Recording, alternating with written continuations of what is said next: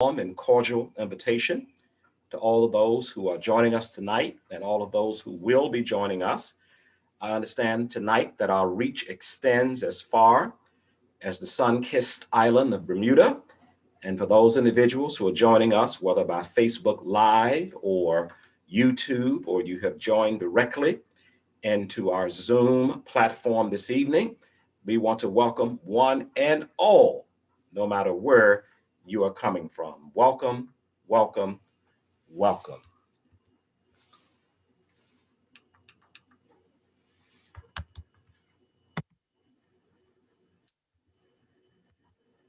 All right, tonight our subject will be how to help my child with online learning challenges and COVID-19 response fatigue. How to help my child with online school challenges and COVID-19 response fatigue. And as we've mentioned to you every night, we want to start our nightly series with a family fun quiz. And at this time, we are ready to turn it over to the Trost family, Eric and Jose, to lead us into our family fun quiz for this evening. Good evening, and good evening to each and every one of you. We are here once again to give you the quiz for tonight, Erica. You know, last night we had great responses back from our quiz, 90% percentile for the quiz answered in a good response, to what was going on. And you know, you left me with a question last night saying, what did I learn about you? It took some time for me to figure it out. Right, But I had to write it down and take pictures of it. But one thing I did learn during this pandemic is you are very creative when it comes to ideas for improvements in the home. Very creative in what we've been doing around here. So yeah, so I learned something, Ferguson. You took some time to write it down and think about it before you said it. So tonight we are back again with our quiz. Once again, we have 3 questions that we're going to ask. They'll come up on the screen. You'll answer them. They're just yes or no responses tonight. And then we'll go from there. Erica, at this time, you want to go through the questions before we put it up? Sure. So the first question, would you say having your child or children homeschooled or virtual schooled has presented some challenges? I can answer this one for you. Yes. It has presented a lot of challenges. Question 2, did you notice any negative changes in your children's learning ability while in quarantine? And then our third and last question, would you say you and your family have experienced response fatigue during this pandemic? And Jose, response fatigue being, are you tired of the mask? Are you tired of sanitizing? Wow. Are you tired of social distancing? Wow. Would you say you and your family have experienced response fatigue during this pandemic? Wow. So our poll is up. Go ahead and start responding. It popped up on your screen. For those who don't have the ability to do that, you can always just think about it. You can put it in the chat or do one of those. So we got one response so far. We'll give it a few minutes. We got 2. And listen, Jose, so if you don't have kids, but you have grandkids and you know your kids are struggling with your grandkids' virtual learning, go ahead and answer. That way we could still get an idea of how people are feeling out there about virtual schooling. Right. And number 3, I think everybody can answer. Number 3 is like one of those, I know what my answer is. Yeah, I think we can answer that one as well. So we're going to give it another minute. The responses are coming in. We'll give it another minute. They're coming in. Also, we'll put in the chat our email address. If you have questions at the end of the program, based on what our speaker said, or you have anything you were not clear about, want more information about, we'll throw the email address in the chat. We have 12 responses so far, 12 responses. We'll wait another minute. We made another minute of time. So we got 42% back. So we're looking good. You know, 92% so far, 92% said there has been challenges. There Oh, has yeah. been challenges, definitely challenges. You are not alone. Virtual schooling is not easy. Yeah, it is not easy. And noticing some negative things in your children during current quarantine. So far, we have 69% that says yes. So that's going to be a hot topic to talk about. And we'll wait about 30 seconds on this, and we'll close it out 30 seconds. Like we said, each night we're going to have a quiz. At some point, something will be related to your situation. So please stay by. Don't leave because you haven't gotten questions for you. We're going to have them throughout this series. 93% has said they have experienced response fatigue. That's a big one. 93%. All right, we're going to close this quiz, Erica, in about 10 seconds. 10 seconds. We give 10 seconds more. This is 50% of the people who have answered so far tonight. So that's a good percentage of individuals. All right, so we're going to go ahead and close it out tonight. We thank you so much for allowing us to be here with you tonight on this family fun quiz tonight. Enjoy the rest of the program. Hey, man, I am thoroughly enjoying these nightly family fun quizzes, particularly as I look at the responses. And based upon the responses that you have given thus far, you are indeed in the right place tonight.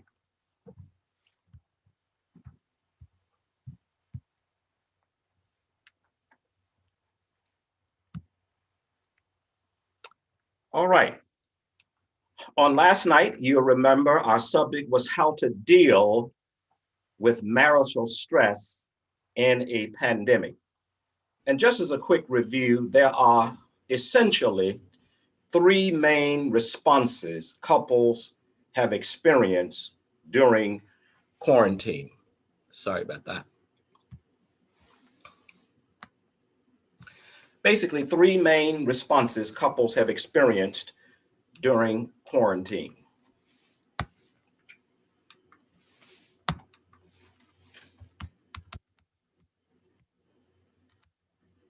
Number one, delight and discovery. There are some couples that are tickled pink that this pandemic has allowed them the opportunity to spend more unplanned time together. They are enjoying one another. They are discovering more about each other due to the fact that they have had to spend far more hours with each other than scheduled. And so they are not perfect couples, but they have a good marriage. And it has been a time of sheer delight, pleasure, and excitement to have a pause that have brought them together at a time of anticipated quarantine.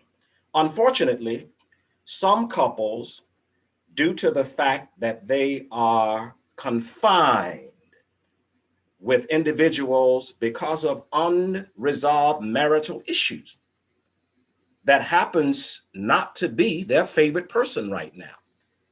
And for these persons, because the thrill is gone as a result of hearts that have grown cold in the relationship, that unfortunately there are some couples that feel trapped and frustrated in their relationships. And thirdly, and most concerningly, according to research and declarations coming from the United Nations, that some couples are in a situation where they are literally horrified and feel imprisoned. Now, I want to just speak to this situation if there's somebody out there who finds themselves in a situation where they have been confined or quarantined or shuttered in place with a domineering, emotionally or physically abusive spouse. We want you to know that you do not have to continue in that situation. There are specialists, there are resources, there are referrals that have anticipated this crisis. They're aware of what's going on, and they recognize that some people, as a result of this anticipated quarantine, literally feel horrified and imprisoned in their own homes. Now, there are aids. We talked about the biblical secrets for those individuals who are tickled pink, enjoying their home, enjoying their spouse, really are involved in the process of recovery. We talked about some biblical secrets that can help you maximize that joy and discovery.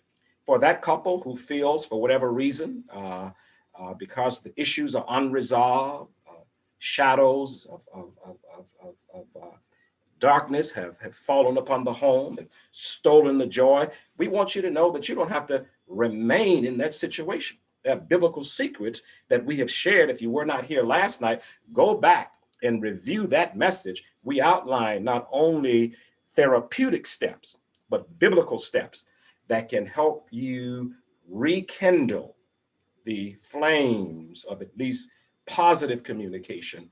And perhaps it will even evolve into a rediscovered romance in your home. And then finally, and we hope that this does not exist at all in any of the circles with whom we're speaking now, but if there is a domineering, physically, emotionally abusive spouse, we want you to know that you do not have to continue to live in that condition.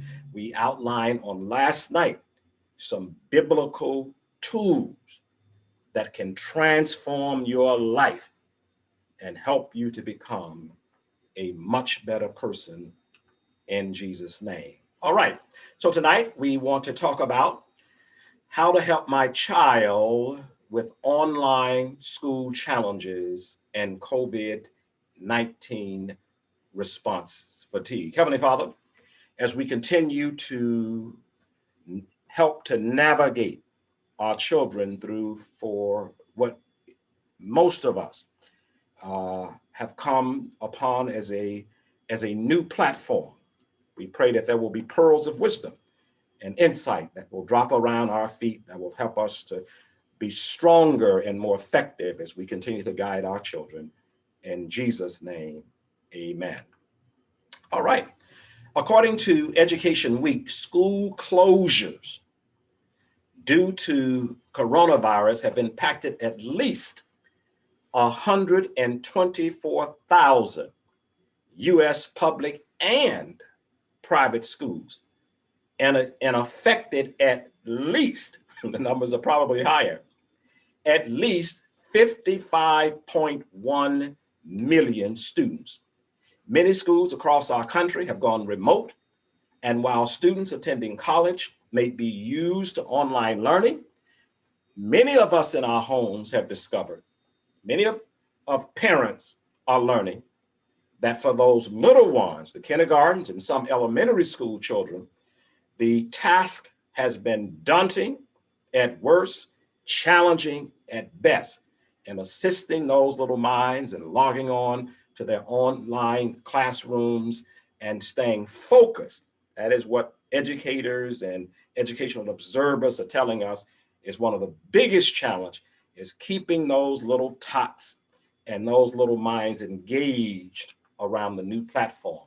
While it is true, the burden of educating students fall first on teachers to create online classrooms, lessons, and activities. Distant learning has changed or shifted the paradigm and has thrown parents into a unique situation where now parents are required to become in-class supervisory aides to their children, to supplement online instructions, and to provide teacher-centered assistance for which they have no professional training. And so it has created a whole different situation for them. All right. According to Dr. Hurst Della Pietra, president and founder of Children and Screens, remarked, "This is a stressful," and yes, it can be, and we have to be careful because we're talking about multiple stressors now. We're talking about matrimonial stresses that have been imposed in our home. We're talking about stress and response fatigue that has been imposed in our home. We can't socialize. We can't go out the way that we used to. We can't frequent centers of recreation and entertainment the way we used to. So there are marital stresses, there is fatigue stressors, and now there are new stressors that have been imposed in the home that once parents, those particularly who were not homeschooling, had the luxury of a minimum of an 8-hour supervised instructive break from tutoring and supervising their children, and that's gone. And so that can create a stressful situation. Unpredictable time for everyone, including families, parents, and children.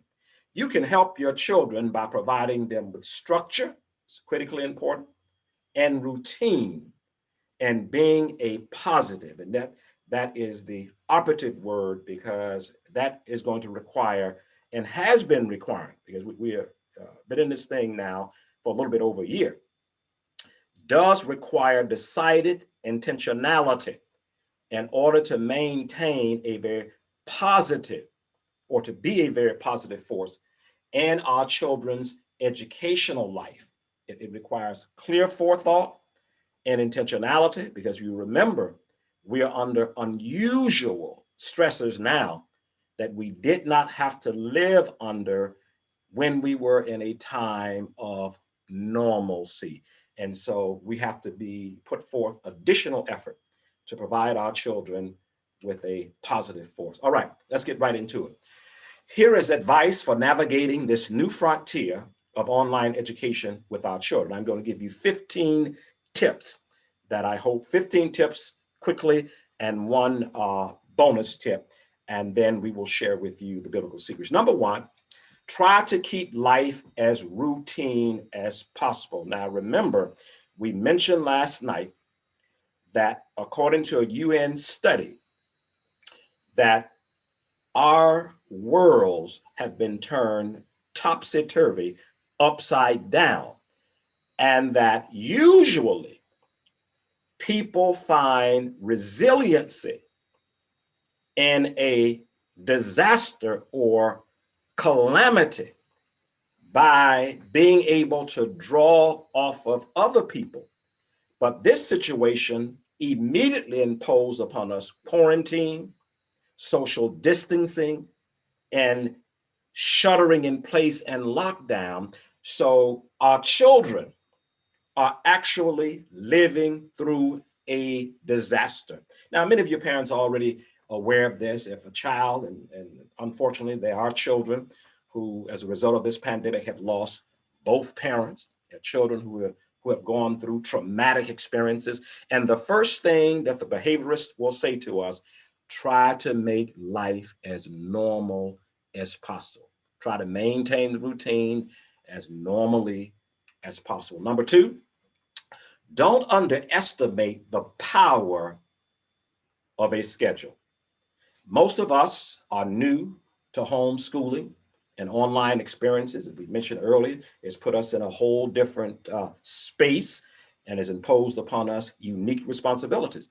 A schedule for your work and your child's work is what we have to juggle with and balance in our own home. So I have to have my office space. My wife is an educator, so she needs her office space. I have in my home 2 college students, and so they need their learning space. And I have in my home 1 elementary school student, and so that child needs his own space. And so you can see the importance of a schedule in order to keep things organized and moving smoothly. Having a clear vision of what is expected of your child will help them see that just because they are home does not mean that they do not have to work. And you will discover as we move through that we are facing some unique challenges in this new learning paradigm.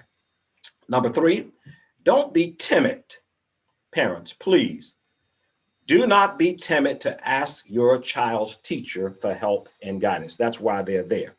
And they have no doubt gone through some professional training in order to provide the best learning outcome along this new virtual platform. And so it has been thrust upon all of us, the The internet providers, the lofty internet providers, were challenged. They did not anticipate to be inundated. So we're all in a brand new learning curve. And so parents, for God's sake, do not be intimidated to reach out to your child's teacher and ask for help and guidance. Number 4, talk to your child regularly about their feelings. Now, this is critical. You can go back and all you need to do is Google, and you will discover that the incident of suicide and depression is at an all-time record high for children right now who are passing through this global pandemic. And experts are telling us that we're going to be dealing with this. School counselors, school therapists, external therapists, educational observers, societal observers are telling us that even when we begin to move into a new phase of normalcy, many of our children will still be dealing with the adverse effects of this pandemic. And so they will still need psychosocial remedial assistance in helping them to rebalance life. And so you want to be very much in tune at this time about your children's feelings, online learning experiences. I was just reading a report on last night that that a whopping percentage of the online learning community, particularly at the elementary level, are falling through the cracks. Now, there's some profound positives to this new online platform we have been thrust upon, but there's some serious challenges. And so one of those serious challenges are many children are falling through the cracks because of their inability to be able to smoothly adapt to the new platform. So we want to know how our children learning experiences are going. And then finally, we want to check from time to time to see whether or not there are any negative adverse screen effects, because there is also Zoom fatigue. And experts have been telling us long before the pandemic of some of the potential adverse effects of too much screen time. So we want to be very in tune with our children at this level. Number 5, if you are away from home during online school hours, talk to your children's teacher about their online presence. Now, I almost want to chuckle at this one, but I just read a report last night that a social study teacher in Philadelphia, Pennsylvania, has a total classroom composite of 167 children. She says of that 167 children, she has only seen and heard the voices of 20 of them. The remainder have remained behind the screen and silent. Yes, you heard me correctly. 167 children. After 6 months of instruction, she has only seen the face and heard the voice of 20 of them. And so if you're away from home, you want to be sure that you check with your teachers and to make sure that your child is accounted for when it comes to online presence, because you recognize if they're not there, they're somewhere. Okay. Number 6, take time to understand as best as possible. We know that this is a unique area for many of us. Many of us before this pandemic had not even heard of Zoom. And so we had to navigate our way through this new technology. Take time to understand the online platform and instructional tools your child is using. And here again is where your child teacher becomes a rich resource for assisting you in understanding and making sure that you know what your child is doing, what they're involved in, and you're prepared to give them support. Number 7, your involvement is, I'm going to change that word key to indispensable. Your involvement is absolutely critical.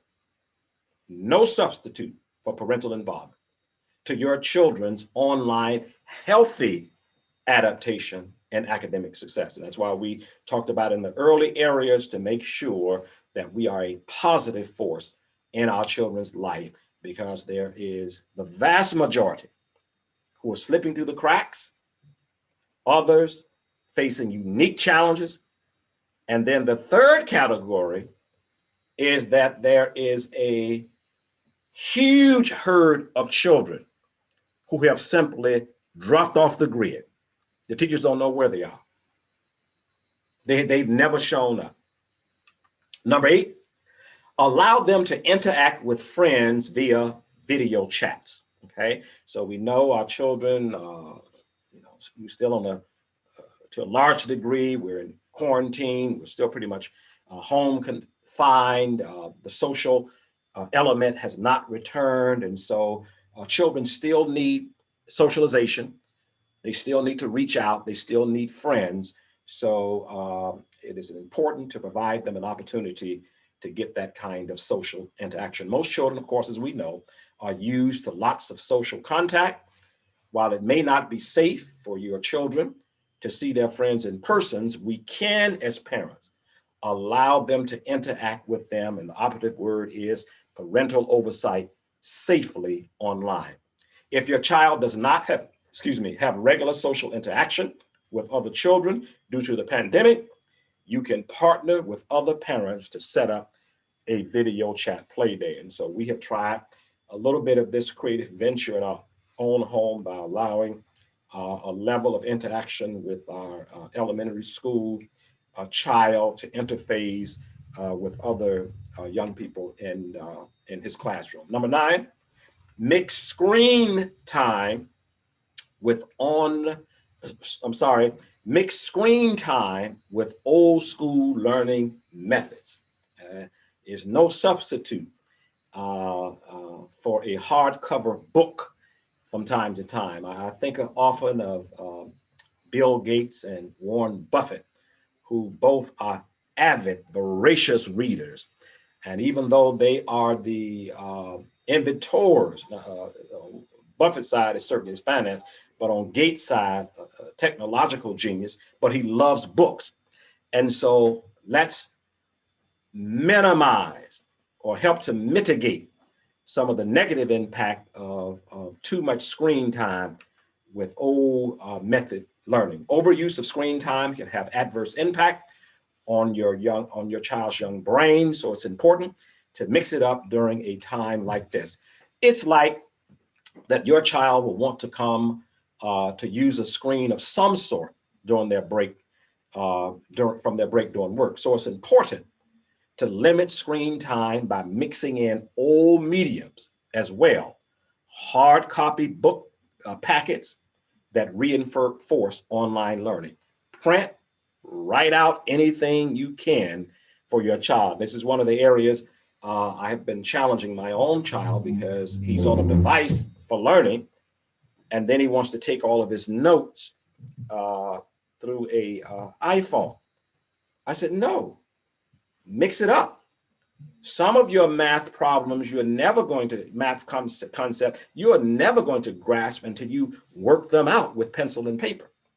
Some textbooks and hard copy reading may be available from your child's school. Number 10, keep in touch with other parents. This is wonderful resource to help us to check our reality against others' reality. And we've heard some parents say today, and we've seen as registered from the Family Fun Quiz, that many of us are experiencing unique challenges. And so we can learn a lot from other parents by reaching out and say, hey, what are you learning here? What has worked for you here? What are some of the challenges you are seeing there? Check in with other parents to see what they found effective and ask if they need help as well. Number 11, Encourage exercise and getting out into the fresh air. Now, you already know that this is a therapeutic bomb. Okay. There are a few things that are more remedial and exhilarating, particularly for diffusing stress. I think that that's one of the things that has helped me manage a lot of the negativity of this COVID response as I try to get out as much as I can, get into the sunshine and get into the fresh air. And so because our children are not in a physical building with in-person learning anymore, with the proviso of schedule breaks and exercise and recess getting outside, we have to ensure that we schedule that for them. Dedicate a space for learning. Now, this is very, very important, and you will see why as I share some of the points. It is important that you create a workspace for your child. Your child will achieve their best work in a quiet, comfortable, and dedicated space that is strictly devoted to learning, if at all possible. This space should be a different setup than where they normally play games or watch television. Okay? So, because they are going to associate that place with fun and entertainment. And if they are not being supervised, the natural tendency of the nature may be to resort back to the good times. All right. So we want to set aside that dedicated space, and it should not be a familiar place where the child sleeps and entertains themselves and have fun. Number 13, maintain breaks such as snack time and recess. And so basically what we have done here is we've moved back to the importance of regularity and a fixed schedule. You ain't on no vacation. You just being homeschooled. And so if you don't watch them, I can give you some personal experience. If you don't watch them, that refrigerator and that cupboard will be swinging 24/7 because they're at home. And so I know a lot of you, like me, have seen that grocery bill move upward. And so we have to schedule strategic times. Children will function best if they maintain their routine as close to normal as possible. Number 14, don't let your children treat this as a vacation. You're in school, not at Disney World. Grades, tests, state exam, SATs, and ACTs aren't going away just because classes have moved online and into the home. And so, as I mentioned to you earlier, a lot of young people have dropped off the grid altogether.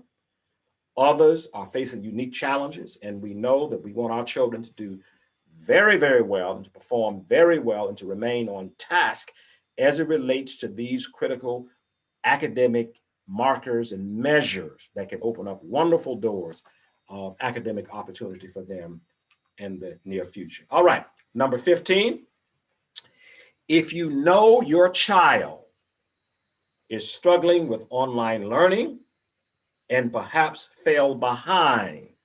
Now, some of you are going to take me on this challenge and you're going to go back and you're going to look at the data for yourself. A disturbing percentage of online learners have fallen behind. And one of the great struggles of the educational leaders and institutions is going to be try to figure out how are we going to bridge this deficiency gap or this lag gap over the upcoming year or 2 years, right? So try to have something in place to bridge the gap during the summer. So we're almost there. And if you know that your child has faced some challenges and perhaps has fallen behind, then be prepared to do what you can to bridge that gap during the summer. Ask their teachers for additional resources for reinforcement. That is what they should have gotten, mastered over this term, remediation, what they have failed to master and need additional help just to bring them up to speed, and acceleration. Some of our young people may be ready to move further ahead. So we want to talk about all these resources. The first line of defense is to ask your child's teacher. Secondly, there is a rich resource that you can get up and you can pick up in most major bookstores called Summer Bridges.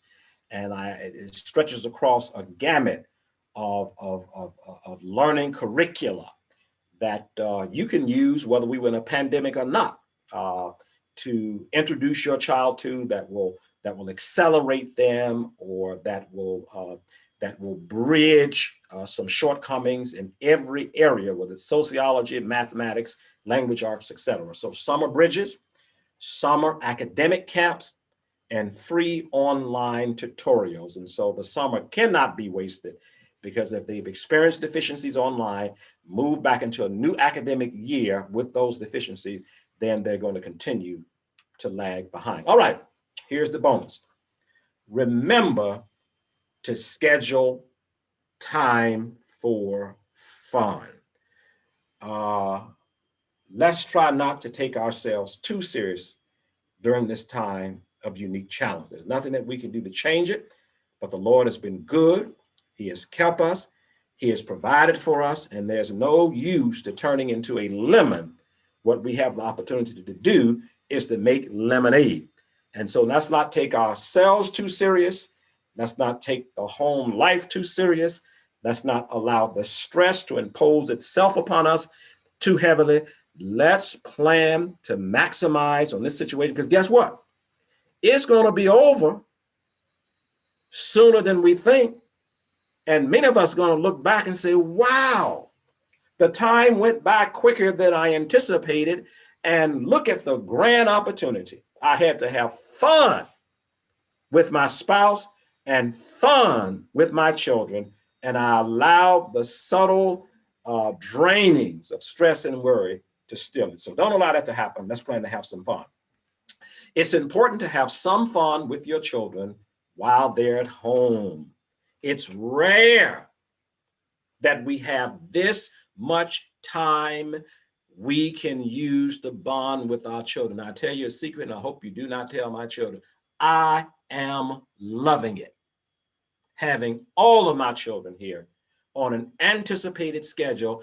They have been with me for an entire year, and I have enjoyed every moment of just having them around. And it provides us with this opportunity.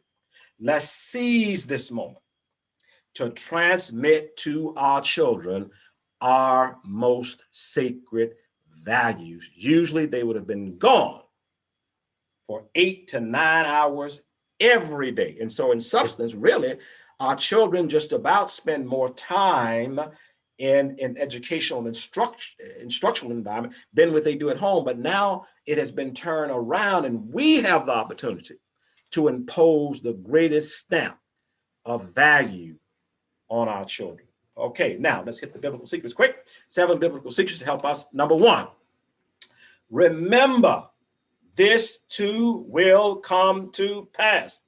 Children are a gift from the Lord. Now, if you keep that in mind, I don't know where we got the book from, but we stumbled across a little small book, and the book was entitled Children, a Heritage of the Lord.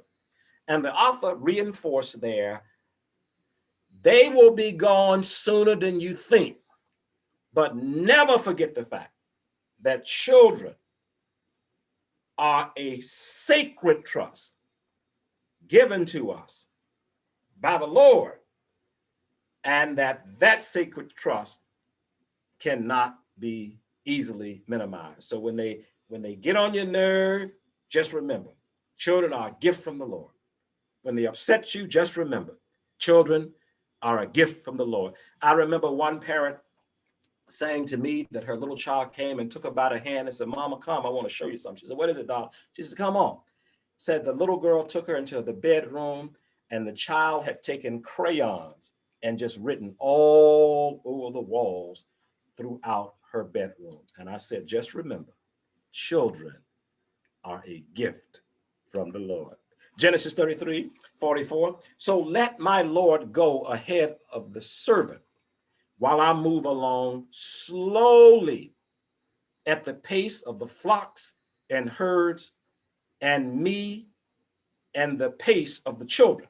And so we have to recognize children have to be guided very gently during this time of global crisis. Job 1:5, early in the morning, he would sacrifice a burnt offering for each of them, each of his children. This was Job's regular custom. And so we need to get up early, ask God to give us wisdom, sanctify our children to him, ask him to bless their mind, ask him to help them to grasp the online learning platform. Ask God's special blessings upon you as a parent as you try to guide them. Ephesians 6:4. Fathers, mothers, do not provoke your children. Instead, bring them up in the training and instruction of the Lord. So it's very easy when you think about the stressors that we're all under and the unique stressors this pandemic has imposed upon us. We have to be very careful that we do not import stress from multiple areas of our lives and end up acting them out against our children. Hebrews 10:24. Let us consider how to provoke one another to love and good works. Now, that's the way we want to provoke our children. We want to provoke them. We want to stimulate them toward our highest ideals for them. We want to provoke them to do well. We want to provoke them to conduct themselves well. We want to provoke them by letting them know you are loved by mama and daddy or grandmother and granddaddy unconditionally. 1 Timothy 4:15, put these abilities to work. Your child has infinite capacity for expansion and growth. Throw yourself into your task. That's what we want to do, to encourage them. Child, do your very, very best that everyone may notice your improvement and progress. And no one pours, final one, no one pours new wine into old wineskins. Otherwise, the wine will burst the skins, and both the wine and the wineskins will be ruined. And so this is a new situation for you. It's a new situation for me. It's a new situation for our teachers. It's a new situation for our children. And so we have to be patient and do not expect that every child is going to rise to the occasion, because what you're doing, the Bible said, you're pouring new wine into old bottles, and that will be disruptive if we're not careful. Okay? No, we pour new wine into new bottles. And so as we have led our children and guided them in this time of unique challenge and helped them to adapt to the new realities, they will rise to the occasion. I don't know about you, but I thank God for giving us wisdom to guide our children's education during this challenging time. And I want to ask you, as we began on last night, continue to pray with me and with our team and for our team, that God will use this series to bring joy and happiness to our lives and to our families. All right, tomorrow night, we got another hot topic, the 3 big secrets for a happy home. The 3 big secrets for a happy home. All right, at this time, we're going to talk about our prayer and decision room. All right, we mentioned to you on last night that one of the wonderful features that is going to be a part of this biblical secrets for building happy families is, as you've heard this message tonight, there are unique challenges. Parents are stressed. The survey revealed that many of us are fatigued. Our children experience fatigue. And so this prayer and decision room is put in place so that you can take a few minutes at the end of each service to move in with prayer warriors and to let them know, I need to do better I thank God for this message tonight. I need to do better. I need to be a little bit more patient with my children at this unique time. And I need you to pray for me that I will be more patient. Somebody may be saying, well, I've made the decision. I'm going to work closer with my child in terms of supervision. And you may want to have someone to pray about that. And so that's what we're going to do. I'm so happy. We are keeping to our commitment. You remember, we said to you on last night, now, if you come at 7:02, you late. If you come at 7:01, you late. If you come at 7:10, you really late. Because I'll already be at the gate and running. And I said, if we come on time, I will try to end on time. It is 7:45 and I am done. God bless you and keep you and cause his countenance continue to shine upon you and to give you peace. All right, Elder Tross, we are ready to open up our decision room for those who may want to just have special prayer or to let us know about a decision that they have made and want to have prayer for that. The prayer room is now open. All right, you should see at the bottom of your screen a breakout room. All you have to do is to select that. There are 4 boxes. There's 4 little boxes underneath that said breakout room. You click on that. It will take you into a breakout room. I'm going to meet you there, and we're going to spend about 5 minutes hearing your requests and praying for you, and then we will come and conclude our service. Those who choose to remain, you can remain in the larger room if you choose. All right.